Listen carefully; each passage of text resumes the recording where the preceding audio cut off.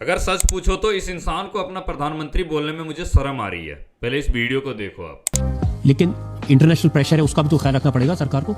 International pressure पैदा करने की ताकत आज हिंदुस्तान में 100 करोड़ का देश है। पूरी दुनिया पे प्रेशर हम पैदा कर सकते हैं जी। ये कहते हैं कि भारत पे कोई प्रेशर नहीं बना सकता। ये सच है, भारत पे कोई प्रेशर नहीं बना सकता, लेकिन अगर ये प्रधानमंत्री रहे तो इनके ऊपर प्रेशर जरूर बना सकता है। अभी अमेरिका के वित्त मंत्री स्कॉट विसेंट ने ट्वीट किया है कि इंडिया 30 दिन तक रसिया से ऑयल खरीद सकता है, और रसिया खुलेआम बोल रहा है कि इंडिया को मैं हर वो सपोर्ट करूंगा जो इंडिया को चाहिए, चाहे वो ऊर्जा सपोर्ट हो, ऑयल सपोर्ट हो या फिर हथियार सपोर्ट हो। लेकिन मोदी जी कहते हैं क्या करूं सर, पापा नहीं मानेंगे। यही बात है, साफ साफ क्लियरली ये वित्त मंत्री ने ट्वीट करके लिखा है कि इंडिया अगले 30 दिन तक रसिया से रशियन ऑयल, क्रूड ऑयल खरीद सकता है। और ये बात मैं क्यों बोल रहा हूँ कि इस इंसान को मैं प्रधानमंत्री नहीं देखना चाहता हूँ, इस बात से आपको मैं प्रूव करूंगा। ईरानी जहाज IRIS डीना इंडिया आया था नेवल एक्सरसाइज के लिए। इंडिया आने के बाद वो इंडिया के साथ नेवल एक्सरसाइज करते भी हैं, और नेवल एक्सरसाइज करने के बाद वो जब अपने देश को लौट रहे थे तो समंदर के कुछ ही दूर वो गए थे। श्रीलंका के आसपास इंडियन ओशियन में अमेरिका ने डीना पे अटैक कर दिया। लगभग 150 से ज्यादा लोग मारे गए, बहुत ज्यादा घायल हुए। और मजे की बात यह है कि ये अटैक होने के बाद इंडिया को तुरंत पता चला कि हमारे दोस्त के जहाज पे अटैक हुआ है, और इंडिया ने